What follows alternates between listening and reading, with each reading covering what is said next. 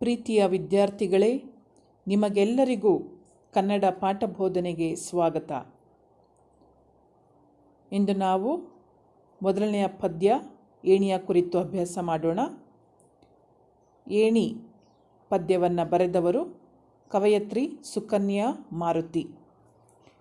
ಪಾಠ ಪ್ರವೇಶ. ಪ್ರೀತಿಯ ವಿದ್ಯಾರ್ಥಿಗಳೇ, ಇಡೀ ಕನ್ನಡ ಸಾಹಿತ್ಯವನ್ನು 3 ಭಾಗಗಳನ್ನಾಗಿ ವಿಂಗಡಿಸಲಾಗಿದೆ. ಮೊದಲನೆಯದು ಹಳಗನ್ನಡ, ಎರಡನೆಯದು ನಡುಗನ್ನಡ, ಮೂರನೆಯದು ಹೊಸಗನ್ನಡ. 10ನೇ ಶತಮಾನದ ಕಾಲಘಟ್ಟವನ್ನು ಹಳೆಗನ್ನಡದ ಕಾಲಘಟ್ಟ ಎನ್ನುವರು. 12ನೇ ಶತಮಾನ ಅಂದರೆ ವಚನ ಸಾಹಿತ್ಯದ ಕಾಲಘಟ್ಟವನ್ನು ನಡುಗನ್ನಡದ ಕಾಲಘಟ್ಟ ಎಂದು ಕರೆಯುತ್ತಾರೆ. 19ನೇ ಶತಮಾನದ ನಂತರದ ಕಾಲಘಟ್ಟವನ್ನು ಹೊಸಗನ್ನಡದ ಕಾಲಘಟ್ಟ ಎಂದು ಕರೆಯುತ್ತೇವೆ. ಇದು ಕಾಲ, ಭಾಷಾ ಶೈಲಿ ಮತ್ತು ಸಾಹಿತ್ಯದ ಮನೋಧರ್ಮಗಳ ಆಧಾರದ ಮೇಲೆ ವಿಭಾಗಿಸಲಾಗಿದೆ. ನಂತರ ಈ ಹೊಸಗನ್ನಡದ ಕಾಲಘಟ್ಟವನ್ನು ಭಿನ್ನ ಭಿನ್ನ ಧೋರಣೆ, ಮನೋಧರ್ಮಗಳ ಆಧಾರದ ಮೇಲೆ ಅನೇಕ ಪಂಥಗಳನ್ನಾಗಿ ಅಂದರೆ ಮಾರ್ಗಗಳನ್ನಾಗಿ ವರ್ಗೀಕರಿಸಲಾಗಿದೆ, ವಿಭಾಗಿಸಲಾಗಿದೆ. ಮೊದಲನೆಯದು ನವೋದಯ, ಎರಡನೆಯದು ಪ್ರಗತಿಶೀಲ, ಮೂರನೆಯದು ನವ್ಯ, ನಂತರ ದಲಿತ ಬಂಡಾಯ. ಈ ನವೋದಯ ಕಾಲಘಟ್ಟದಲ್ಲಿ ಪರಿಸರದ ಬಗ್ಗೆ ಗೌರವ ಮತ್ತು ಪೂಜ್ಯ ಭಾವನೆಗಳು ಮತ್ತು ಪ್ರಕೃತಿಯ ಕುರಿತಾದ ಸಾಹಿತ್ಯಗಳು ಹೆಚ್ಚಾಗಿರುವುದನ್ನು ಕಾಣುತ್ತೇವೆ. ಈ ಸಾಹಿತ್ಯ ವಿವಿಧ ಪ್ರಕಾರದಲ್ಲಿ ಇರ್ತದೆ. ಕತೆ, ಕವನ, ಕಾದಂಬರಿ ಇತ್ಯಾದಿ.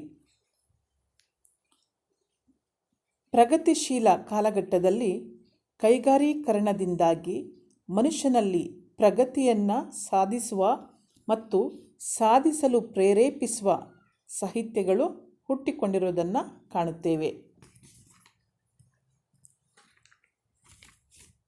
ನವ್ಯ ಕಾಲಘಟ್ಟದಲ್ಲಿ ಮನುಷ್ಯ ತನ್ನ ಬಗ್ಗೆ ಪ್ರಶ್ನಿಸುವ, ವಿಶ್ಲೇಷಿಸುವ, ತನ್ನ ಕೆಲಸ ಕಾರ್ಯಗಳ ಬಗ್ಗೆ ಅವಲೋಕಿಸುವ ಚಿಂತನೆಗಳನ್ನೊಳಗೊಂಡ ಸಾಹಿತ್ಯವನ್ನು ಕಾಣಬಹುದಾಗಿದೆ.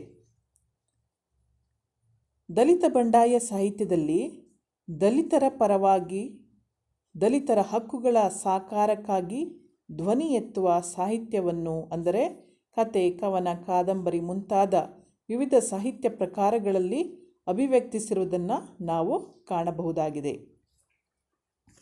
ಇತ್ತೀಚೆಗೆ ಸ್ತ್ರೀಯರ ಹಕ್ಕುಗಳ ಪರವಾಗಿ ಮತ್ತು ಸ್ತ್ರೀಯರ ದೃಷ್ಟಿಕೋನವನ್ನು ಬಿಂಬಿಸುವ ಸ್ತ್ರೀ ಸಂವೇದನೆ, ದಲಿತರ ದೃಷ್ಟಿಕೋನವನ್ನು ಹೊಂದಿರುವ ದಲಿತ ಸಂವೇದನೆ ಮತ್ತು ಮುಸ್ಲಿಂ ಪರವಾಗಿರುವ ಮುಸ್ಲಿಂ ಸಂವೇದನೆಗಳನ್ನು ಅಭಿವ್ಯಕ್ತಿಪಡಿಸುವ ಸಾಹಿತ್ಯಗಳು ಹುಟ್ಟಿಕೊಂಡಿವೆ. ಪ್ರಸ್ತುತ ಏಣಿ ಕವಿತೆಯಲ್ಲಿ ಸುಕನ್ಯಾ ಮಾರುತಿಯವರು ಒಬ್ಬ ಸ್ತ್ರೀಯಾಗಿರುವುದರಿಂದ ಸ್ತ್ರೀ ಸಂವೇದನೆ ಅಭಿವ್ಯಕ್ತಿಯಾಗಿರುವುದನ್ನು ಕಾಣಬಹುದಾಗಿದೆ.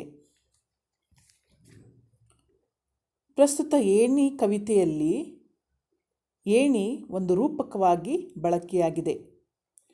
ರೂಪಕ ಎಂದರೆ ಒಂದು ವಸ್ತುವನ್ನು ಇನ್ನೊಂದು ವಸ್ತುವಿಗೆ ಭೇದವಿಲ್ಲದೆ ಹೋಲಿಸುವುದು. ಅಂದರೆ ಏಣಿಯನ್ನು ಶ್ರಮಿಕ ಮತ್ತು ಜನಸಾಮಾನ್ಯರಿಗೆ ಅಭೇದ ಕಲ್ಪಿಸಿ ಹೋಲಿಸಲಾಗಿದೆ. ಅಂದರೆ ಈ ಪದ್ಯದಲ್ಲಿ ಏಣಿ ಅಂದರೆ ಶ್ರಮಿಕರು ಮತ್ತು ಜನಸಾಮಾನ್ಯರು. ಇವರ ಸಹಾಯ ಪಡೆದು ಪದವಿ, ಅಧಿಕಾರ, ಕೀರ್ತಿ, ಹಣ, ಗೌರವ, ಯಶಸ್ಸು ಪಡೆದು ವ್ಯಕ್ತಿ ಮೇಲೇರುತ್ತಾನೆ.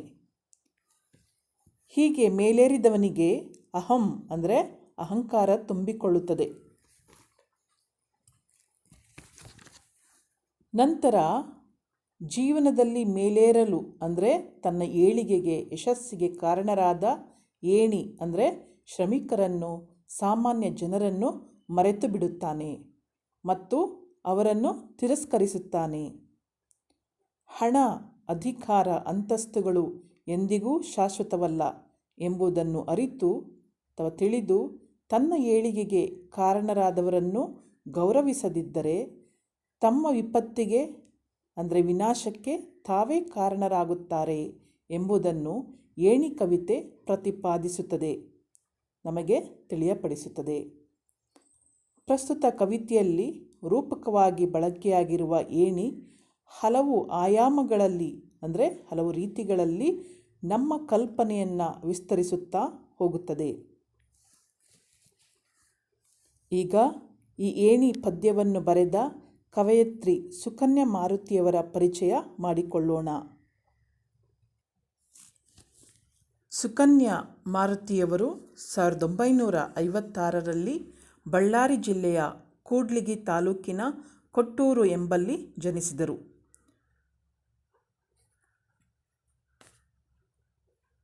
ಇವರು ದಲಿತ ಬಂಡಾಯ ಕಾವ್ಯಮಾರ್ಗದ ಪ್ರಮುಖ ಕವಿಗಳಲ್ಲಿ ಒಬ್ಬರು. ದಲಿತ ಬಂಡಾಯ ಕಾವ್ಯಮಾರ್ಗ ಅಂದರೆ ದಲಿತರ ಪರವಾಗಿ ಇರುವಂತಹ ಸಾಹಿತ್ಯ. ಇವರು ಕರ್ನಾಟಕ ವಿಶ್ವವಿದ್ಯಾನಿಲಯದಲ್ಲಿ MA ಪದವಿ ಪಡೆದು ಧಾರವಾಡದ JSS ಕಾಲೇಜಿನಲ್ಲಿ ಕನ್ನಡ ಪ್ರಾಧ್ಯಾಪಕಿಯಾಗಿ ಸೇವೆ ಸಲ್ಲಿಸಿದ್ದಾರೆ. ಇವರು ಗೋಕಾಕ್ ಚಳುವಳಿ ಮತ್ತು ಮಹಿಳಾ ಪರ ಆಂದೋಲನ ಅಂದರೆ ಹೋರಾಟದ ಕಾರ್ಯಕ್ರಮಗಳಲ್ಲಿ ಸಕ್ರಿಯವಾಗಿ ಭಾಗವಹಿಸಿದ್ದಾರೆ. ಇವರು ದೇಶಿ ಕಸುಬು, ಬಡ ಮಕ್ಕಳು ಮತ್ತು ಹಿಂದುಳಿದ ಮಹಿಳೆಯರ ಅಭಿವೃದ್ಧಿಗಾಗಿ ಸಂಸ್ಕೃತಿ ಸಂಸ್ಥಾನ ಪ್ರತಿಷ್ಠಾನ ಎಂಬ ಟ್ರಸ್ಟನ್ನು ತೆರೆದಿದ್ದಾರೆ. ಇವರು ಬರೆದ ಕವನ ಸಂಕಲನಗಳು ಪರಿಸರದಲ್ಲಿ, ಪಂಚಾಗ್ನಿಯ ಮಧ್ಯ, ನಾನು ನನ್ನವರು, ತಾಜಮಹಲಿನ ಹಾಡು, ಬಿಂಬದೊಳಗಣ ಮಾತು, ನಾನೆಂಬ ಮಾಯೆ ಇತ್ಯಾದಿ. ಇವರು ಹಲವಾರು ಸಂಘ ಸಂಸ್ಥೆಗಳಿಂದ ಸನ್ಮಾನ ಪಡೆದಿದ್ದಾರೆ. ಇವರಿಗೆ ಡಾಕ್ಟರ್ BR ಅಂಬೇಡ್ಕರ್ ಪ್ರಶಸ್ತಿ ದೊರೆತಿದೆ. ಏಣಿ ಕವನವನ್ನು ಅವರ ಸಮಗ್ರ ಕವನ ಸಂಕಲನ ಕೃತಿಯಿಂದ ಆರಿಸಿಕೊಳ್ಳಲಾಗಿದೆ. ಈ ಪದ್ಯ ಭಾಗದ ವಿವರಣೆಯನ್ನು ಮುಂದಿನ ತರಗತಿಯಲ್ಲಿ ವೀಕ್ಷಿಸೋಣ.